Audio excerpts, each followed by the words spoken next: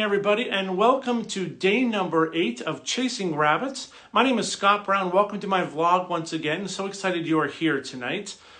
If you're brand new to Chasing Rabbits, this is a vlog that I started as a 365-day project. I'm going to record a video a day for an entire year, and the goal is to help you become the leader that you wish you had.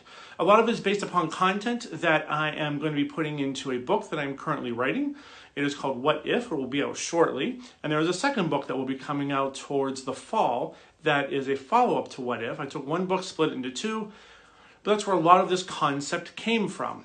So as we got started over the first week of doing a vlog series, we covered a couple of topics to start with. The first of which was the concept of what if, what I believe to be the foundation of leadership success.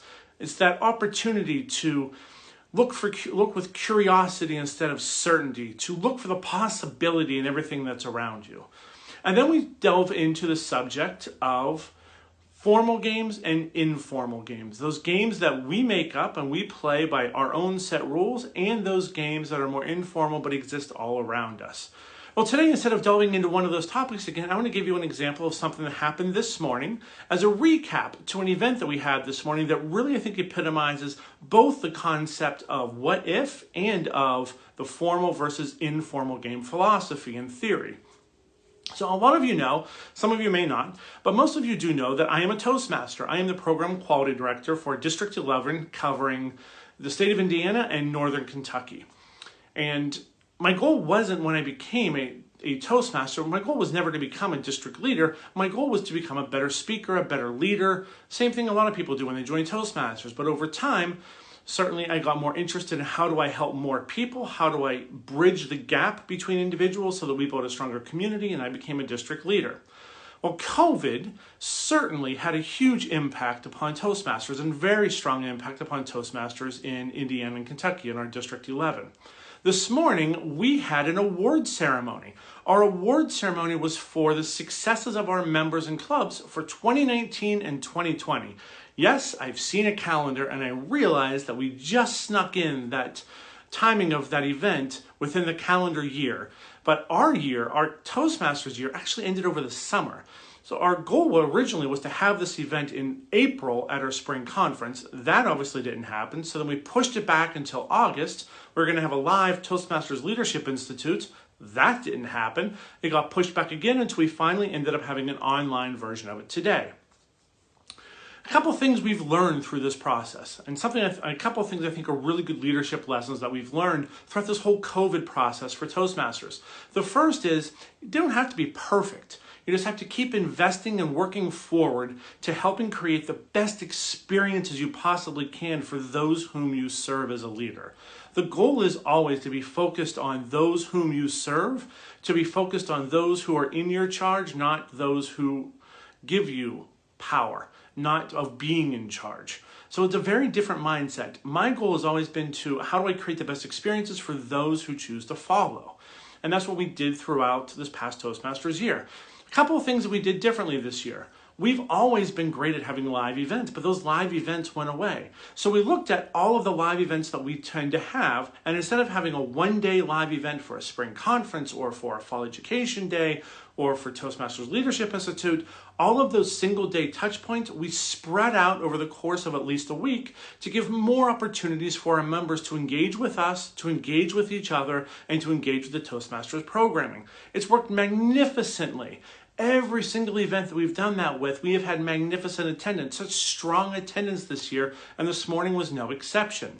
Even though this morning was an event from April, we had a keynote speaker this morning. Paul Ortelli came in and talked about the power step and how to find motivation going into 2021. And then we had our award ceremony where we celebrated all of our distinguished Toastmasters from last year, distinguished clubs from last year. We handed out a bunch of district awards from last year, the coaches from last year, all of those things that happened this past year. And we did it in a little bit of a different format. Yes, we did it through PowerPoint, but we had what I consider to be a kind of a more upgraded PowerPoint presentation. We had music, we had advancing slides, we had kind of an MC through the whole thing. It was well done, and our members seemed to really enjoy it.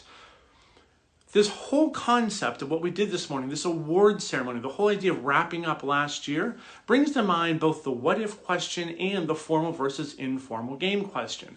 It brings up the what if question because what if all of a sudden you're an organization that meets in person and you can't meet in person?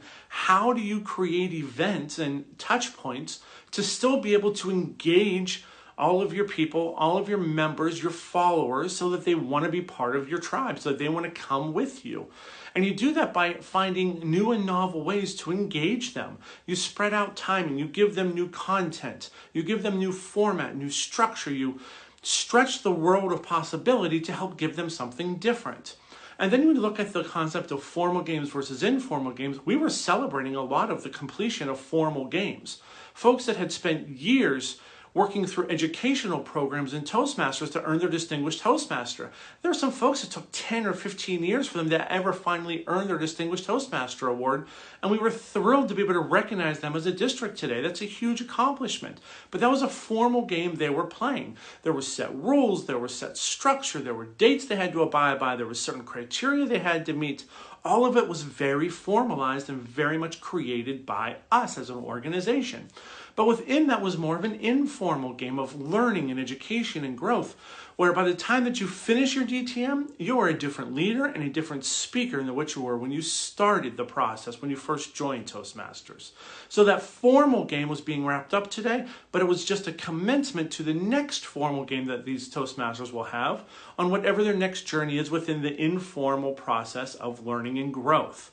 Now, the things that we've done as Toastmasters here apply anywhere that you can possibly think of. They apply to churches and schools and business organizations and teams, and no matter where you work or what you do or where you have people that are gathered together, find those opportunities where you can gather them together, give them a reason to come together and celebrate and become a community. It's really easy for us today to be separated by distance because I'm locked in my room, somebody else is locked in their office or in their bedroom watching the same thing. But the more that we can create opportunities to engage through these new mediums, the better chance there is that we will stay connected in the long term. The greater chance we will have to build reciprocal relationships, to build better experiences. And the more that we can do that, the more that we can help move the conversation forward and create better experiences for everybody involved. So I am incredibly proud of all of the Toastmasters we got to honor this morning. I'm incredibly proud of the event that we put on this morning. It was a fun thing to do, but I also know that it wasn't perfect. We made some mistakes. We omitted some people, unfortunately. We listed clubs in the wrong places for awards they achieved last year. We're human. But guess what? We're going to keep working to get better. And the more that we work to get better, the more that we will try to grow and create a better experience for everybody involved. So until tomorrow, remember this: you can always have an impact. Maybe it won't be on as many people as what you would have hoped, but it can always be on somebody. And as long as you're helping that person move forward, then you are a leader. Until tomorrow, my friends, have a wonderful night, and we will see you tomorrow for another edition of Chasing Rabbits.